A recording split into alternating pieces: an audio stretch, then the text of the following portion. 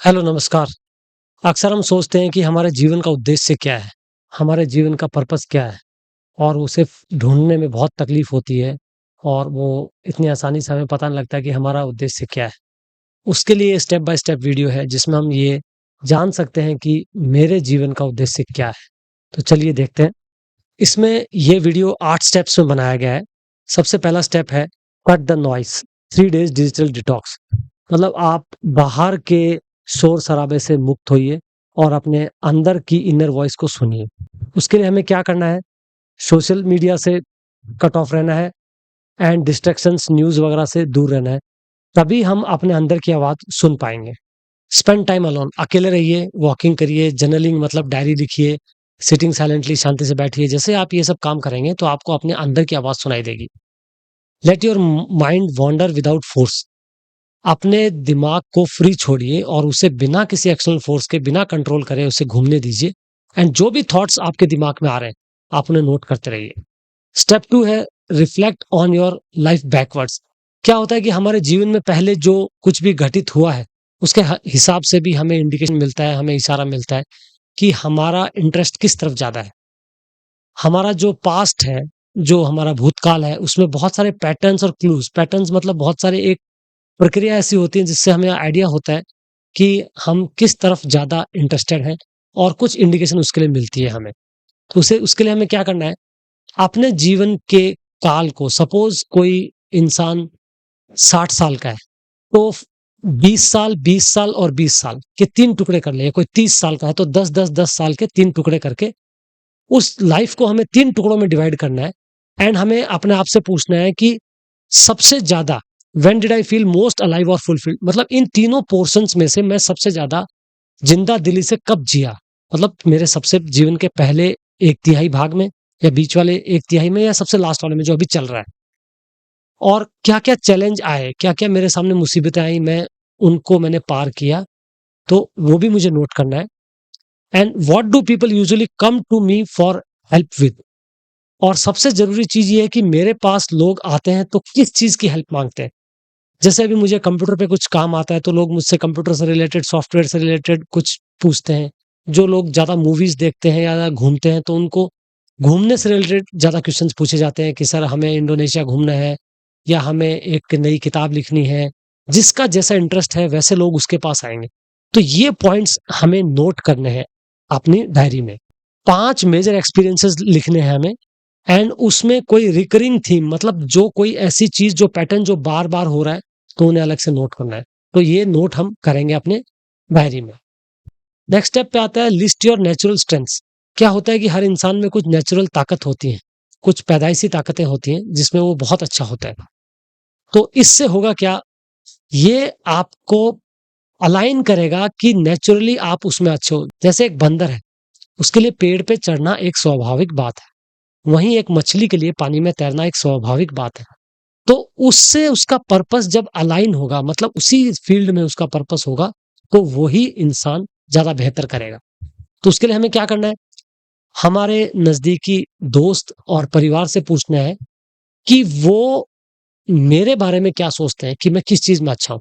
वो बताएँगे तुम पढ़ाई में अच्छे हो, तुम स्विमिंग में अच्छे हो, तुम साइक्लिंग में अच्छे हो, तुम बकवास करने में अच्छे हो, तुम सारा दिन सोने में अच्छे हो, तुम खाना खाने में अच्छे हो। जिस भी चीज़ में वो बताएँगे, वो हमें नोट करना है। Take a free strength finder test. बहुत सारी वेबसाइट ऐसे फ्री स्ट्रेंथ फाइंडर टेस्ट देती है, जिसमें हम ऑनलाइन क्वेश्चंस के रिप्लाई देके बता सकते हैं कि मेरा इंटरेस्ट किस साइड ज़्यादा है। उसमें से 5 से 7 स्ट्रेंथ, मेरी ताकत मुझे नोट कर लेनी है। जैसे मैं एम्पैथी, मतलब किसी की तरफ एम्पैथसाइज़ करना, मुझे सहानुभूति दिखाना, ऑर्गेनाइज़ करना, सपोज़ कोई गेम, इवेंट ऑर्गेनाइज़ करना है तो उसमें मैं अच्छा हूँ। फिक्स करना, कोई चीज़ खराब है उसे ठीक करना, टीचिंग में मैं अच्छा हूँ, स्टोरी टेलिंग में अच्छा हूँ, लीडरशिप में अच्छा हूँ, पेशेंस में। तो इनमें से कोई चीज़ निकल के आएगी, वो भी मुझे नोट करनी है ताकि ये सब चीज़ें मुझे लेके जा रही हैं मेरे पर्पस फाइंडिंग की तरफ। उसको ढूँढने के लिए ये सब चीज़ें मुझे मदद करने वाली है। अगला स्टेप है list what deeply bothers you. अब हमें यह नोट करना है कि आपको सबसे ज़्यादा तकलीफ किस चीज़ से होती है।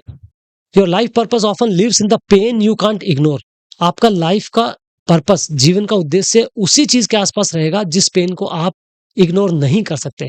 जैसे what problem in the world makes you angry, sad और रेस्टलेस। एग्जाम्पल लोनलीनेस इन एल्डर्स। अभी आप देखते हैं कि बुढ़ापे में बूढ़े लोग अकेले रह रहे हैं, अकेलापन का शिकार हो रहे हैं, उससे आपको चिढ़ मच रही है, अरे ऐसा क्यों हो रहा है, इनको कोई हेल्प क्यों नहीं कर रहा। वेस्ट ऑफ टैलेंट, किसी में टैलेंट है लेकिन वो उससे रिलेटेड काम नहीं कर रहा, वो कहीं और दूसरी जगह फंसा हुआ है। इनजस्टिस हो रहा है किसी के साथ, एडिक्शन, कोई नशे की लत में डूबा हुआ है, एजुकेशनल गैप्स हैं, एनिमल सफरिंग है, उससे आपको बहुत ज्यादा पेन होता है, तो ये एक इंडिकेटर है कि आप उस चीज के खिलाफ कुछ ना कुछ काम कर सकते हैं। तो यह भी आपका एक जीवन का पर्पस हो सकता है, इसे भी हमें नोट करना है। ये डीपली बॉदर्स है, जो जो बहुत ज्यादा मुझे तंग करते हैं, उन चीजों को मुझे नोट करना है।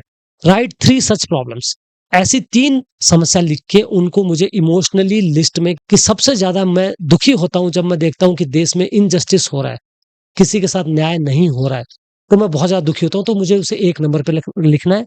नेक्स्ट नेक्स्ट ऐसे करके 3 सफरिंग्स लिखनी है मुझे। नेक्स्ट पॉइंट पे आएगा combine and find your purpose zone.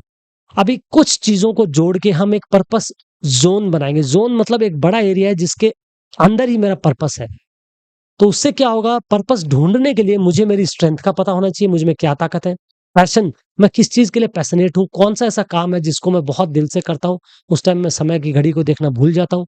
Values, मेरे अंदर क्या वैल्यूज हैं, और क्या सर्विस में क्या सेवा दे सकता हूँ।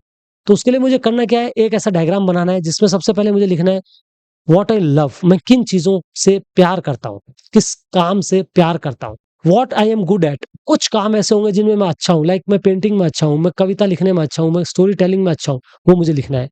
उसके बाद व्हाट आई कैन ऑफर, मैं क्या सॉल्यूशन ऑफर कर सकता हूँ, जो प्रॉब्लम्स पूरी दुनिया में चल रही है उसके लिए क्या सॉल्यूशन दे सकता हूँ, वो मुझे यहाँ लिखना है। जैसे मैं सोचता हूँ कि बूढ़ों का अकेलापन मुझे खलता है, तो उसके लिए मैं क्या कर सकता हूँ। तो उसके लिए मैं उनको एक शाम का वक्त तय करके उनको एक वक्त दे सकता हूँ, उनके साथ बैठ के उनकी प्रॉब्लम सुन सकता हूँ। And what the world needs, और दुनिया को क्या चाहिए। तो ये जो 4 सर्कल बने हैं, व्हाट आई लव एक सर्कल है, what I am good at दूसरा सर्कल है, व्हाट आई कैन ऑफर तीसरा सर्कल है, and what the world needs ये एक चौथा सर्कल है। इन चारों सर्कल का जो इंटरसेक्शन निकलेगा, ये जो बीच का इतना एरिया निकला है, ये मेरा पर्पस है, क्योंकि इसमें चारों चीज कॉमन है। जो मैं पसंद करता हूँ वो भी है, जो मैं दे सकता हूँ वो भी है, जिसमें मैं अच्छा हूँ वो भी है, और जो दुनिया को चाहिए वो भी है। तो ये ऑटोमेटिकली मेरा एक पर्पस निकल के आएगा यहाँ पे। 6 स्टेप पे है right your purpose draft statement.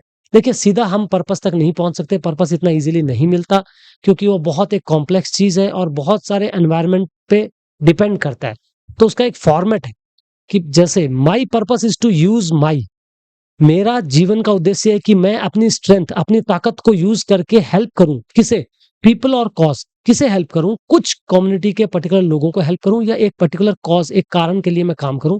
So they can, उससे क्या होगा, पॉजिटिव आउटकम, उससे क्या पॉजिटिव नतीजा निकलेगा, वो मुझे लिखना है।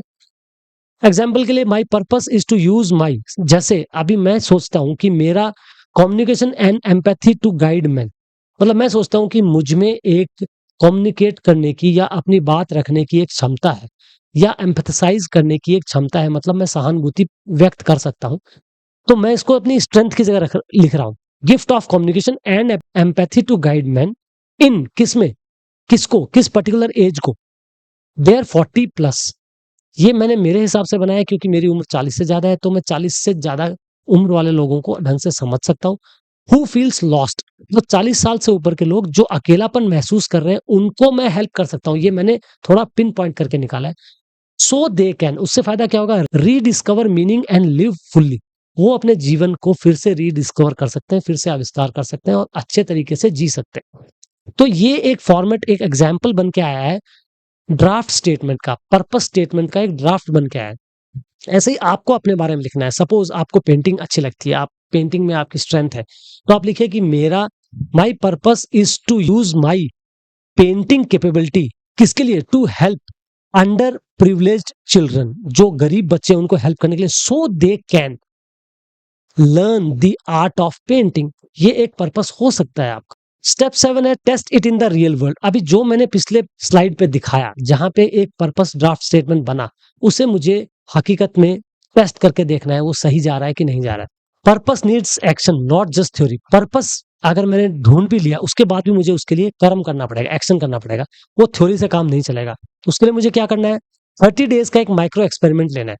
जैसे मैंने पिछले स्लाइड में दिखाया था कि मैं 40s में जो लोग हैं, अकेलापन महसूस कर रहे हैं, उन्हें हेल्प करूँगा। तो मुझे एक 30 डेज़ के लिए इस एक्सपेरिमेंट पे काम करना शुरू करना है और उसके बाद देखना है कि मुझे उससे कैसा बेनिफिट मिल रहा है। उसके लिए मैं एक ब्लॉग स्टार्ट कर सकता हूँ लिखना, फ्री हेल्प देना स्टार्ट कर सकता हूँ, मेंटर समवन कुछ लोगों की मेंटरशिप कर सकता हूँ, वॉलंटियर कर सकता हूँ, एक ग्रुप बना सकता हूँ, anything that aligns with my draft purpose. जो मैंने ड्राफ्ट पर्पस डिसाइड किया था या ड्राफ्ट किया था, उसके इर्द-गिर्द ही वो घूमेगा तभी वो सक्सेस होगा। तो एक मैं 30 डेज़ का एक्सपेरिमेंट, माइक्रो एक्सपेरिमेंट मतलब 30 डेज़ तो मिनिमम मुझे करके देखना पड़ेगा। इसके बाद मुझे क्या फ़र्क मिलेगा तो इससे मुझे देखना है इसका रिफ्लेक्शन, इसका आउटकम क्या हुआ माइक्रो एक्सपेरिमेंट का। Does this give you energy और ड्रेन यू? क्या इससे मुझे ताज़गी मिली, जीवन में नई स्फूर्ति, ताज़गी मिली या मैं ड्रेन हो गया या मैं और ज़्यादा दुखी हो गया? अगर मुझे ताज़गी मिली तो मैं सही डायरेक्शन में जा रहा हूँ, अगर ताज़गी नहीं मिली मैं ज़्यादा ड्रेन हो गया, मतलब मैं गलत दिशा में जा रहा हूँ। उसके बाद इवॉल्व इट ओवर टाइम मतलब जो भी मैंने ड्राफ्ट बनाया था, उसपे मैं और इवॉल्व करूँगा, उससे रिलेटेड और चीज़ें चेंजेस करके उसे आगे बढ़ाऊँगा। Purpose isn't found in one shot, it's built. एक दिन में, एक बारी में पर्पस नहीं मिल सकता, वो बनेगा, वो बनाया जाता है। जैसे एक बिल्डिंग होती है, साल दर साल, 1 साल, 2 साल, 3 साल, 4 साल में एक बिल्डिंग बनती है, वैसे ये बनेगा। तो उसके लिए मुझे इसको बनाना है। तो उससे क्या होगा? Review every 3 months. Am I feeling more aligned, alive and useful?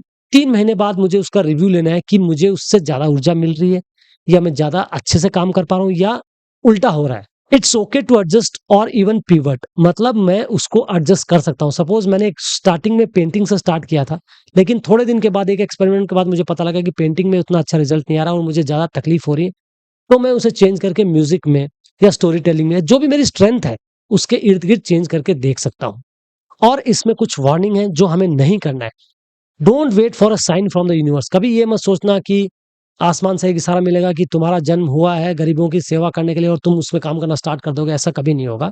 Don't copy someone else's purpose. दूसरे किसी का पर्पस आप कॉपी मत कीजिए। हो सकता है वो आपके लिए नहीं हो सकता है उसमें आपका उल्टा ब्रेन हो जाए। Don't expect instant clarity. एक बार में आप इंस्टेंट क्लैरिटी की मत सोचिए कि मुझे क्लैरिटी मिल गई, अब मुझे समझ में आ गया मुझे क्या करना है, ऐसा नहीं होगा। Clarity comes from doing not thinking. आप जब काम करना स्टार्ट करेंगे तभी क्लैरिटी आएगी और उसी से आपका पर्पस सही से डिफाइन होगा और एक बार आपको पर्पस मिल गया तो आप आराम से उसके बाद अपना काम कर सकते हैं और उसी में फोकस कर सकते हैं क्योंकि उस काम को करने से, बार-बार करने से, निरंतर करने से आपको मिलेगी एनर्जी। वही एनर्जी आपको दोबारा आगे से आगे प्रोत्साहन देगी और बढ़िया काम करने के लिए। तो ये था हमारा स्टेप बाय स्टेप गाइड, आपको अपने जीवन का उद्देश्य ढूँढने में जो मदद करेगा।